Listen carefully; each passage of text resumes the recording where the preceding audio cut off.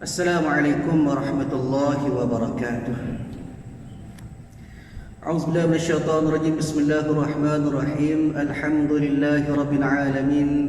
Wassalatu wassalamu ala asyrafil anbiya'i wal mursalin sayyidina maulana wa nabiyyina wa habibina wa syafi'ina wa qudwatina wa uswatina Muhammadin sallallahu alaihi wasallam wa ala alihi wa ashabihi ajma'in. اللهم فقهنا في الدين وافتح علينا فتوح العارفين واجعل أعمالنا خالصة لوجهك الكريم يا أرحم الراحمين. اللهم افتح علينا حكمتك وانشر علينا من خزائن رحمتك يا أرحم الراحمين. رب اشرح لي صدري ويسر لي أمري واحلل عقدة من لساني يفقهوا قولي والحمد لله رب العالمين آمين. قال المصنف رحمه الله تعالى ونفعنا وإياكم بعلومه في الدارين آمين. Alhamdulillah, pertama dan selamanya marilah sama-sama kita rapatkan, kita panjatkan setiap tinggi kesyukuran kita kehadrat Allah Subhanahu wa taala. Kerana atas izinnya, atas nikmatnya, atas iradat kehendak Allah Ta'ala, maka pada malam ini kita bersama lagi berada dalam rumah Allah Ta'ala. Pada malam ini diberi peluang nikmat kesihatan kepada kita untuk kita buat amal ibadat kepada Allah Ta'ala.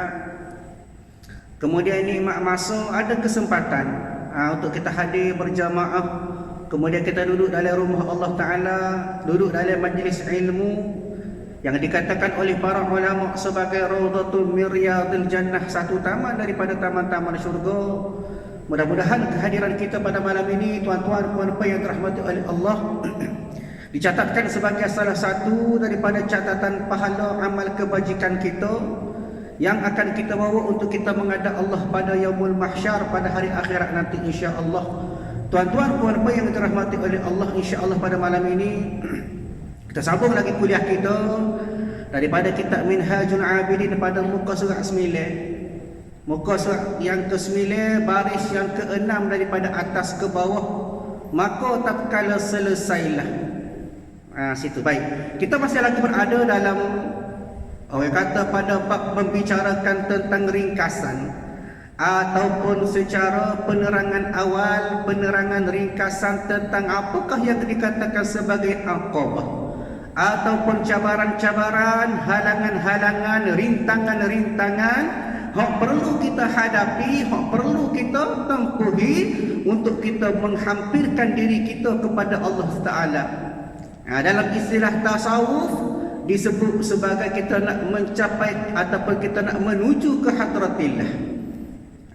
Maka dalam bab ini ataupun dalam kitab ini, maka Imam Al-Ghazali rahimahullahu ta'ala telah menggariskan 7 halangan ataupun 7 rintangan, 7 perkara yang perlu kita tempuh barulah boleh membawa kepada hati kita yang sudah sedia, hati kita yang sudah bersedia untuk kita menghadap Allah Subhanahu wa ta'ala pada hari akhirat nanti insya-Allah.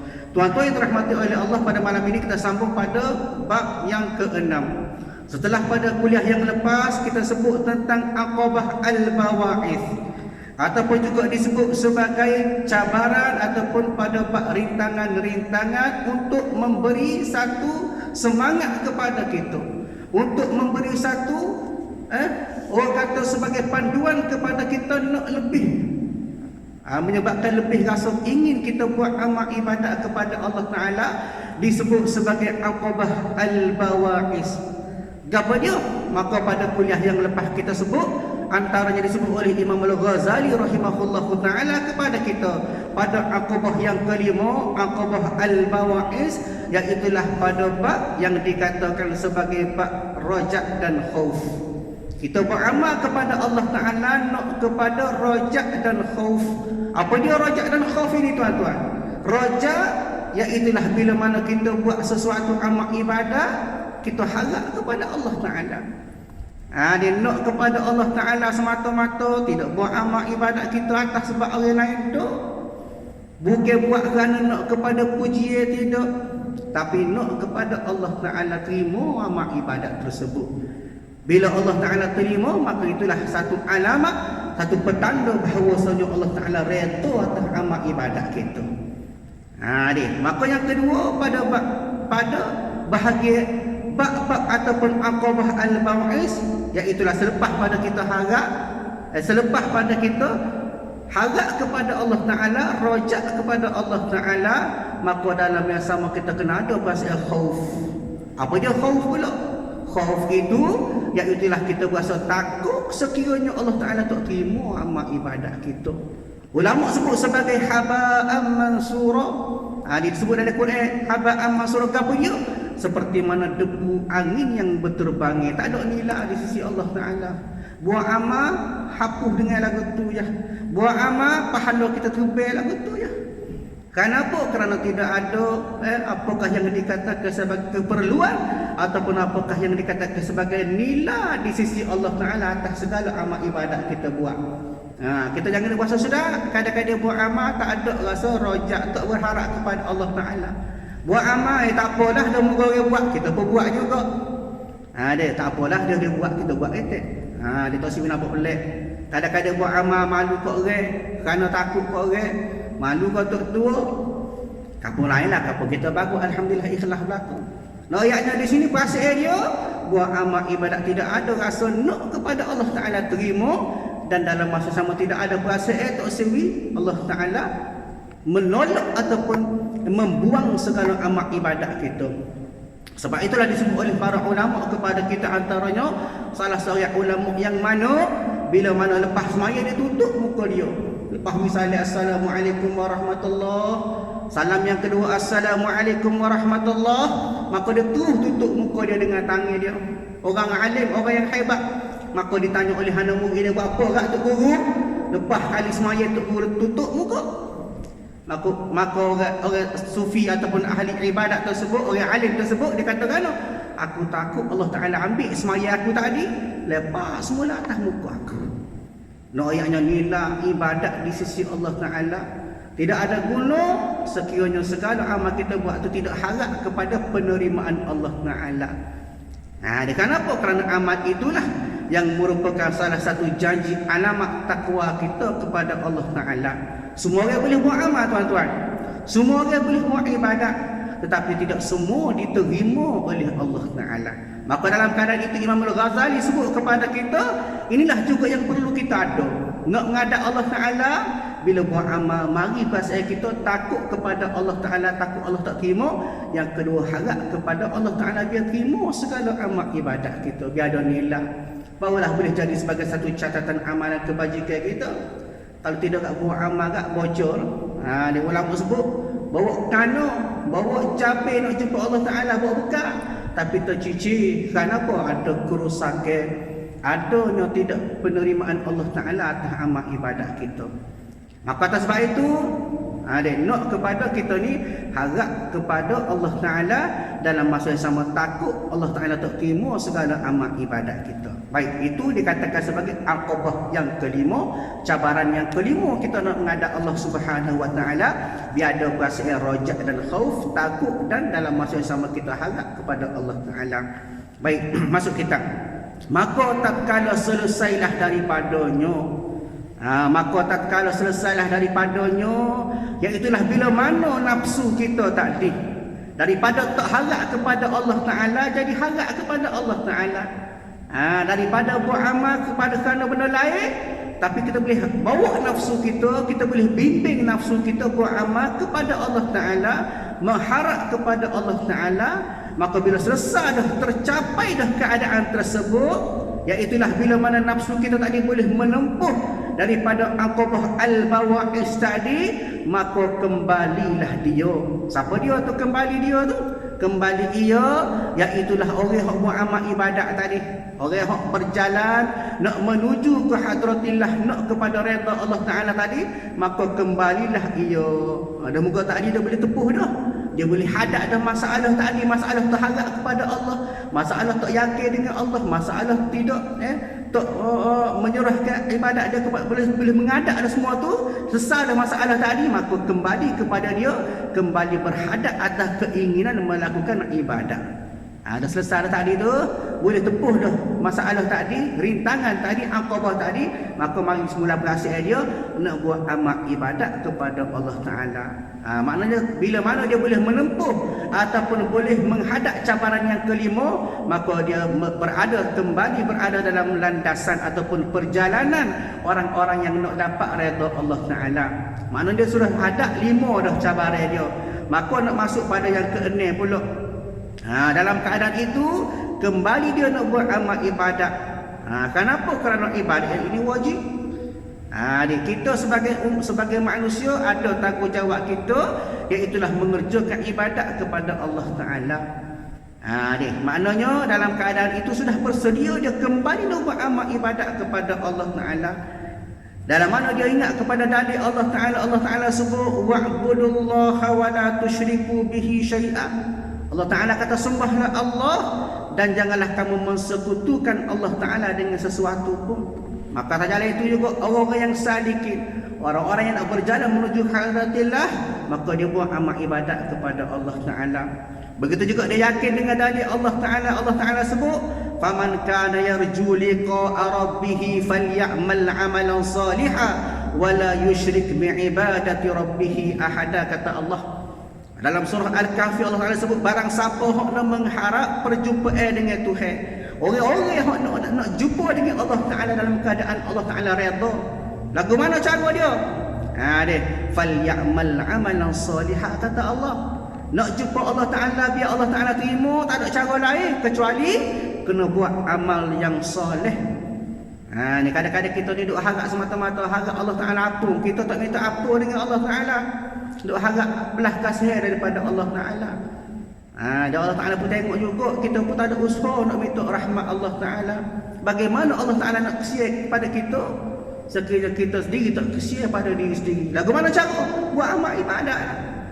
Dia maka nak berjumpa dengan Allah Ta'ala dalam keadaan Allah redha, maka buat amal ibadat dan janganlah mempersekutukan Allah Ta'ala dalam keadaan kita nak beribadat kepada-Nya. Maka dalam keadaan itu orang-orang yang nak berjalan menuju ke hadratillah kembali dalam keadaan nak buat amal ibadat tadi, maka tiada dilihatnya. Masuk kitab, maka tiada dilihatnya, makna katanya maka tiada dilihat benda-benda, perkara-perkara yang mempalingkan, yang boleh membawa dia, yang boleh menyebabkan dia jadi pesong.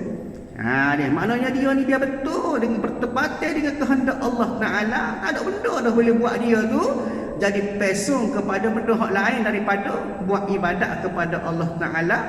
Dan yang membimbangkannya, dia tak ada juga benda-benda lain yang boleh buat dia ni jadi menghalang akan ibadat dia kepada Allah Ta'ala.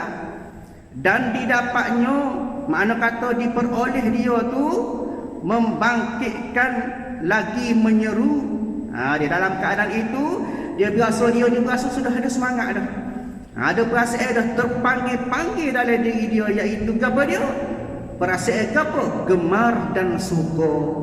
Bila mana dalam keadaan itu tadi dia jadi rasa suka, rasa mahabbah dia, rasa rindu dia nak buat amal ibadat kepada Allah Ta'ala dan rajin di dalam buat amal ibadat tersebut.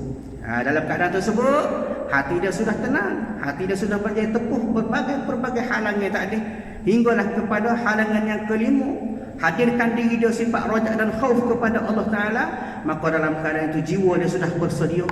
Bila sudah bersedia, maka hati dia jadi rajin, suka dia untuk buat amal ibadat kepada Allah Ta'ala.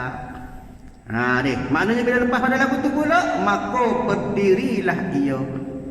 Apa tu? Nak buat amal ibadat tu lah.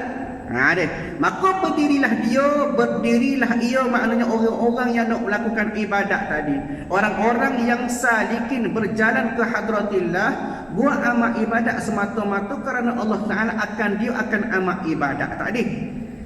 Dan berpalinglah ia akan ibadat. Maka berpaling maknanya mengadap dia tu lah, orang yang buat amal ibadat tadi dengan sempurna rindunya. Maknanya dalam keadaan dia betul-betul rindu, betul-betul rasa diri dia sempurna nak melepaskan rindu di atas ibadat tersebut. Dia payuh sebenarnya nak boleh benda lagu ni, nak boleh kembali rindu. Kita kadang-kadang nak buat amal ibadat payuh tuan-tuan. Dia puasa nak mayar 2 rakaat subuh tu pun payah. Tempat lain lah, tempat kita bagus alhamdulillah, gaji bagus sembahyang subuh. Bangun awal berapa alhamdulillah. Deh. Maknanya nak buat amal ibadat tersebut, nak boleh kau mari perasaan sempurna, rindu dia nak buat amal ibadat. Hak inilah yang dikatakan sebagai jannatul ajilah. Kau buat amal ibadat, kau sedap, kau semaya, kau sedap, kau mengaji, kau galik, kau sedap. Nikmatnya berasa bila boleh semaya, bila boleh menghadap Allah Taala. Bukan kita semaya dalam keadaan terpaksa. Nak boleh kau semaya 4 rakaat pun lama rasa ni. Oh, lepas dengung. Kadang-kadang duk bawah kau tengok Allah tu email panjangnya baca. Nak baca panjang baca rumah tu email. Deh. Bukan tempat kita, tempat lain. Nak ayatnya, perasaan dia buat amal ibadat tu tidak ada rasa manis. Tidak ada rasa lazat dia buat amal ibadat bahkan dalam keadaan terpaksa. Ini berbeza dengan orang-orang yang sudah dalam keadaan ready, dia bersedia nak buat amal ibadat kepada Allah Ta'ala. Sebab apa?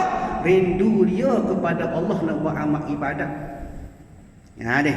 Dan gemarnya maknanya jadi suka nak buat amal ibadat tadi.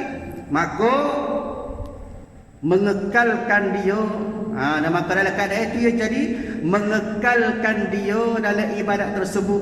Dia hak mana jadi malah dia jadi rajin, hak mana dia tak istiqamah dia jadi istiqamah. Kenapa? Kerana sudah ada rasa suka nak buat amal ibadat tadi. Dia. Maka ditiliknya, iaitulah dilihat dengan akal fikirannya. Tiba-tiba dalam buat amal tersebut, maka tiba-tiba dia berasa lagu lain. Berasa lagu mana? Tiba-tiba nyata bagi ibadat ini, dia duk berhati, dia duk fikir dalam amal ibadat ini, yang dia buat tu hak sungguh-sungguh tu, dan menanggung ia hak selama ni dia duk buat itu akan segala kepayahan, maka terdapat 2 kebinasaan yang amat besar keduanya. Rupa-rupanya dari dia duk buat amal ibadat kepada Allah Ta'ala, sedang dia buat amal ibadat dalam keadaan rajin, dalam keadaan bagus dia jaga, dalam keadaan dia ni istiqamah, maka tiba-tiba dia nampak ada 2 kebinasaan dalam ibadat tersebut. Apa dia? Dan keduanya tu apa dia? Iaitulah riak dan ujub yang terdapat pada hati. Dia hak ni hak payah pula. Dalam keadaan ini, maka 2 benda pula nya mari. Inilah yang dinamakan sebagai aqabah yang ke-6. Aqabah apa dia? Aqabah yang ke-6 bagaimana disebut oleh Imam Al-Ghazali rahimahullahu taala, inilah yang dinamakan sebagai aqabah al-qawadih. Apa dia al-qawadih? Maknanya aqabah cabaran ini ialah cabaran yang dikatakan sebagai kecelaan bagi orang yang buat amal ibadat. Dia lagu mana tercela tu? Kerana riak dan ujub inilah bagaimana kata ulama rahimahullahu taala kepada kita merupakan antara sebab menyebabkan binasanya amal ibadat kita. Bila buat amal ibadat kepada Allah Taala, mari 2 penyakit ini. Penyakit apa? Riak dan ujub. Bila mana mari 2 penyakit ini, maka jadi hapus segala amal ibadat kita. Kita dah buat selama ni, kita dah bersungguh selama ni, kita semaya, kita puasa, kita buat amal ibadat. Bila mari perasaan riak, maka tak ada nilai di sisi Allah Taala. Begitu juga sifat ujub. Ayatnya di sini tuan-tuan yang dirahmati oleh Allah Taala, 2 sifat ini merupakan satu sifat yang sangat-sangat ditakuti oleh orang yang dikatakan sebagai ahli ibadah. Rajin dah buat amal, bagus dah buat amal, ahli ibadah. Tapi bila mari ada penyakit 2 ni, maka dikatakan sebagai boleh menghapuskan pahala dia buat amal kebajikan kepada Allah Taala. Ini kena jaga. Sebab itulah antaranya kita sebut di sini, antaranya pendapat-pendapat para ulama berkenaan dengan sifat riya. Apakah yang dikatakan riya? Maka Imam Al-Hafiz Ibnu Hajar Al-Asqalani menyebut bahawasanya riya, yang bagaimana ditulis dalam kitabnya Fathul Bari, mengatakan bahawasanya riya itu apa dia? Menampakkan ibadat dengan tujuan dilihat manusia, lalu mereka memuji pelaku amalan tersebut. Ini riya. Lagu mana cara? Kita buat amal nak suruh orang tengok.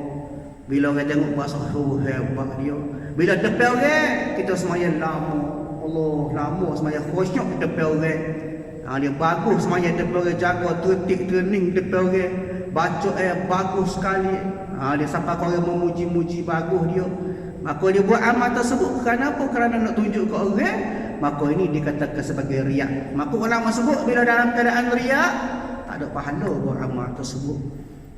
Ni kadang-kadang kita ada orang kita dia bila mari sembahyang Jumaat, tempat lain lah kita masjid kita, masjid lain. Bila sembahyang sunatullah, dia kau berasa orang tengok kau lama, kau berjuru.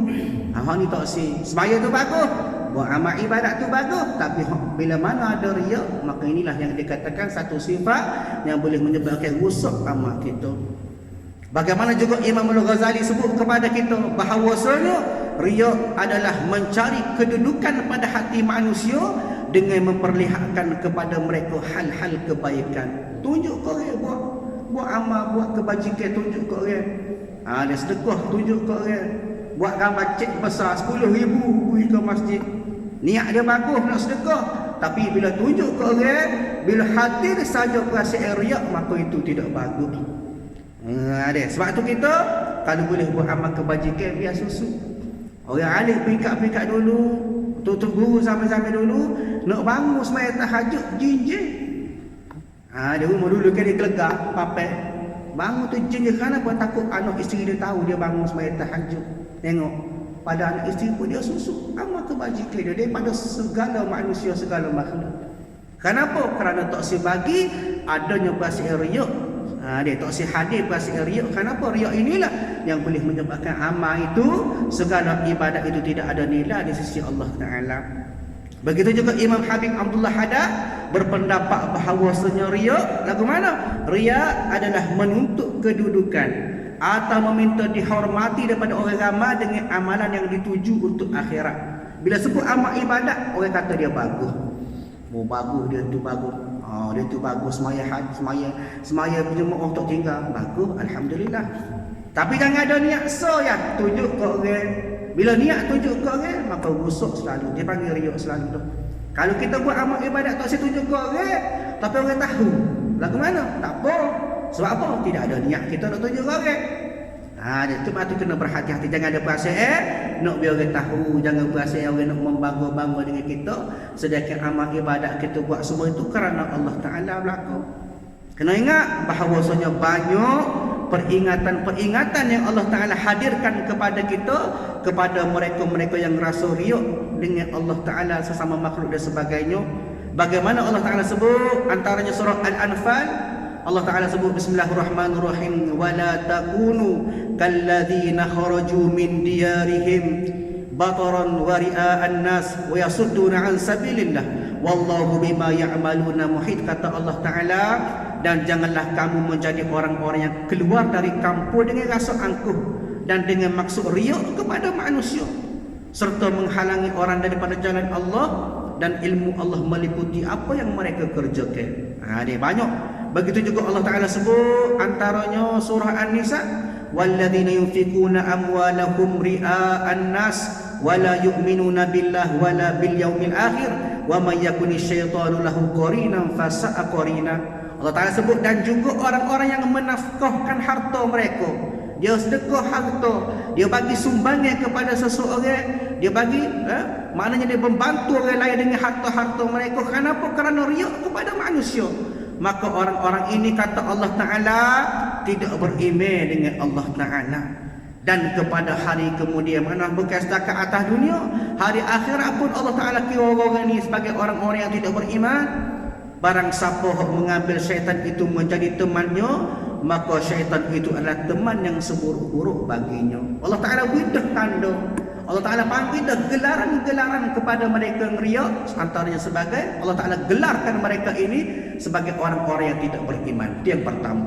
Yang kedua juga Allah Ta'ala menggelarkan mereka-mereka yang riak ini sebagai orang-orang yang mengikut kepada haluan syaitan. Sebab itu kena ingat, jangan ada perasaan riak atas diri kita. Bagaimana juga Nabi sebut antaranya hadis Nabi, antaranya diriwayatkan oleh Mahmud bin Labid. Kata Nabi SAW, inna akhufa ma akhafa alaikum asyirkul asghar. Qalu wa ma asyirkul asghar ya Rasulullah? Qala ar-riya. Yaqulullahu azza wa jalla lahum yawmul qiyamah iza juzyan nas bi'a'malihim idhabu ila alladhina kuntum tura'una fid dunya fanzuru hal tajiduna indahum jazaa. Nabi sebut kepada kita benda hak paling aku takut pada kalian. Nabi takut sekiranya benda ini berlaku kepada umat Nabi kepada dia, iaitulah syirik yang kecil.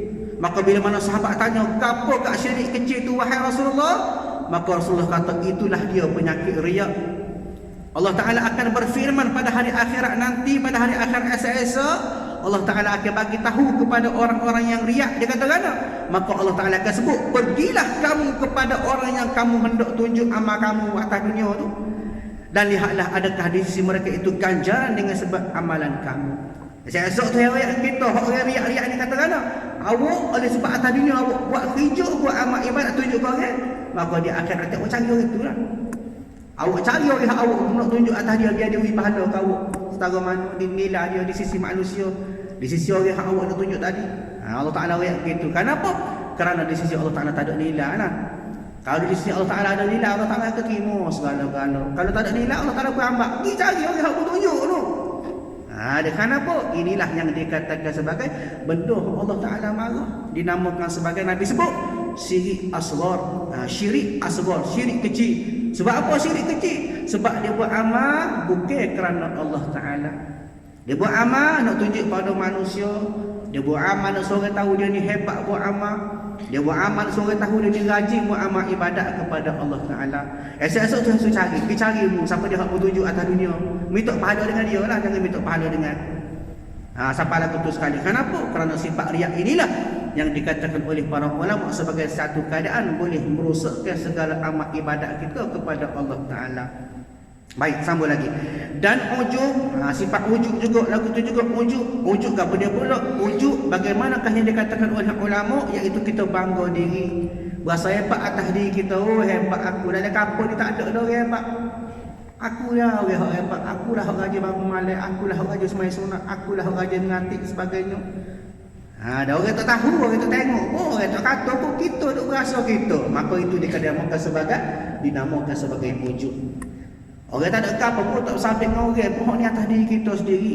Bila mana kita berasa banyak buat amal, bila mana kita berasa kita ni sebagai orang ahli ibadat, kita berbangga dengan diri kita kerana bagus buat amal, maka inilah yang dikatakan sebagai ujub. Kita membesarkan diri kita di hadapan Allah Ta'ala.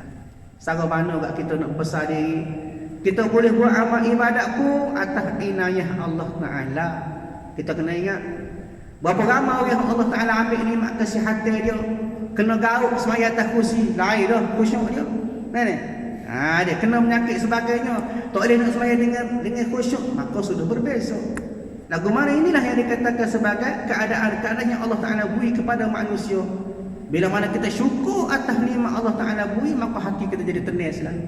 Buat amal ibadat dalam keadaan kita tenang di sisi Allah Ta'ala, tidak ada rasa nak besar diri, tidak ada rasa kita berasa angkah tak ada. Kenapa? Buat amal ikhlas kepada Allah Ta'ala. Maka jangan ada rasa ujub bangga diri kita kepada Allah Ta'ala. Baik. Dan maka ujub itu sesekali memperlihat juga ketaatan yang dilakukan akan manusia, maka dibinasa akan dia. Makna kata dibinasa seluruh amal ketaatan. Hak mana kita buat baik, hak mana kita buat kebajikan, hak mana kita buat pahala, bila mana ada perasaan riak dan ujub, maka segala amal tersebut tidak terima di sisi Allah Ta'ala. Sebab tu kena beringatlah buat amal tu. Walaupun kadang-kadang tertipu dengan 2 rakaat pun berapa ramai. Kita kadang-kadang main 2 rakaat pun berasa boleh masuk syurga dah. Allah, tempat lain lah tempat kita dah. Dia semai 2 rakaat baru tapi berasa boleh masuk syurga dah. Kenapa? Kerana kita tidak ada rasa amanah, kita tidak ada rasa tanggungjawab kita atas amal ibadat tersebut. Tak boleh nak jaga, tak boleh nak sekat daripada benda-benda, antaranya daripada sifat ujub, sifat takabur, antaranya sifat-sifat riak tadi tak sih masuk dalam amal ibadat kita. Bukan senang, tapi kena ajar, kena didik, kena latih diri kita. Lagu mana cara? Bagaimana kata ulama, cara-cara kita nak mengelak ataupun nak menjauhi daripada perasaan antaranya perasaan ujub, perasaan kita nak mentakabur diri kita sendiri. Lagu mana kita sedar bahawa sunyi amal ibadat kita buat tu yang pertama kerana Allah Ta'ala. Bila buat amal kita fokus kepada Allah Ta'ala, maka tak mari dah perasaan lain. Tak ada kerana manusia, tidak kerana orang suruh, tidak kerana mahu roboh, tak ada. Kenapa buat amal ikhlas kepada Allah Ta'ala? Yang kedua, kita kena sedar bahawasanya segala amal-amal tadi musnah ataupun rusak dengan hadirnya perasaan ujub dan juga perasaan riak tadi. Bagaimana hadis Nabi sebut kepada kita? Nabi sebut antaranya Anas bin Malik radhiyallahu anhu sebut hadis Nabi sallallahu alaihi wasallam. Nabi katakan, "Salasun muhlikatun syukhun muta'un wa hawa muttaba'un wa i'jabul maz'i bi nafsih." Nabi sebut tiga perkara yang membinasakan. Yang pertama apa? Orang yang kedekut yang sentiasa ditaati. Yang kedua, hawa nafsu yang diikuti, duk turut hawa nafsu. Yang ketiga, seorang yang merasa kagum pada diri sendiri. Tiga benda ni, maka kata orang boleh menyebabkan jadi binasa amal. Sebab itu kena jaga, kena beringat supaya masalah ataupun penyakit-penyakit riak, penyakit-penyakit hati, ujub, takabur, sum'ah, hubbul mal, kita cintakan harta, kita cintakan dunia, semua tu mana seperti mana kita mengaji dalam kitab penawar bagi hati 10 benda tu yang boleh menyebabkan bunuh hati kita, rusak hati kita. Jagalah supaya tidak mengganggu amal ibadat kepada Allah Ta'ala. Baik. Dan yang lainnya, makna lain daripada sifat hati yang buruk dengan memburukkan atau merosakkan amal tadi, iaitulah apa dia? Iaitulah ujub. Membesarkan demikian itu maknanya kenapa? Bila mana kita ingat amal ketaatan itu kita buat kerana Allah Ta'ala. Itu cara dia lah tu. Dia nak mengelakkan daripada nak membesar diri. Kita kena ingat bahawa segala amal ketaatan kita, ibadat kita kepada Allah Ta'ala, semuanya itu atas sebab kurniaan daripada Allah Ta'ala dan memuliakan dirinya. Pertama kerana Allah Ta'ala kita buat amal ibadat. Yang kedua sebab apa? Sebab Allah Ta'ala nak memuliakan diri kita. Kita pula duk beragah, tak kena lah. Allah Ta'ala berdua kita buat amal ibadat, ini maksiat, ini mak masa tiba-tiba kita nak beragah, kita nak angkuh, kita nak berasa bermegah-megah Allah Ta'ala itu. Sedangkan dalam masa Allah Ta'ala buat lagu tu memberi kepada kita peluang-peluang untuk kita memuliakan diri kita bila boleh buat amal ibadat kepada Allah Ta'ala padanya pada ibadat, maka tercengang akan dirinya. Kadang-kadang dia bagi perasaan berbangga atas diri sendiri kerana boleh buat amal ibadat tadi, maka menggugurkan dia atas ibadatnya. Bila mana bagi perasaan bangga, bila mana bagi perasaan ujub, takabur, riak tadi, maka boleh menyebabkan menggugurkan ibadat atasnya. Tak ada pahala atas ibadat tersebutlah maksudnya. Dia tak ada pahala atas ibadat yang dilakukan kepada Allah Ta'ala. Dan binasakan dia, maknanya rosak dan tidak diterima di sisi Allah Subhanahu wa Ta'ala. Maka tuan-tuan yang dirahmati oleh Allah Subhanahu wa Ta'ala, sebagai kesimpulan pada malam ini, maknanya perlu kita jaga daripada amal ibadat kita supaya apa? Tidak ada lah dalam diri kita ni perasaan riak nak tunjuk ke orang, dan juga perasaan ujub ataupun nak membesarkan diri kita kepada Allah Ta'ala. Kenapa? Kerana semua itu inayah, peluang Allah Ta'ala beri kepada kita untuk kita buat amal ibadat sebenar-benar kepada Allah Subhanahu wa Ta'ala, insya-Allah. Maka tuan-tuan terhormati oleh Allah, wasakatulah kuliah kita pada malam ini. Kita sambung kuliah kita pada masa akan datang. Maka berhadaplah dia di sini Aqabah Al-Qawadih. Wallahu a'lam. A'udzubillahi minasyaitonir rajim. Bismillahirrahmanirrahim. Alhamdulillahirabbil alamin wassalatu wassalamu ala asyrafil anbiya'i wal mursalin wa ala alihi wa ashabihi ajma'in. Allahumma inna nas'aluka ridhaka wal jannah wa na'udzubika min sakhatika wan nar. Allahumma innaka 'afuwun karimun tuhibbul 'afwa fa'fu 'anna wa 'an walidina wa 'an jami'il muslimina wal muslimat wal mu'minina wal mu'minat birahmatika ya arhamar rahimin. Rabbana atina fid dunya hasanah wa fil akhirati hasanah wa qina 'adzaban nar. Wa sallallahu ala sayyidina Muhammad wa ala alihi wa ashabihi ajma'in. Walhamdulillahirabbil alamin. Assalamualaikum warahmatullahi wabarakatuh.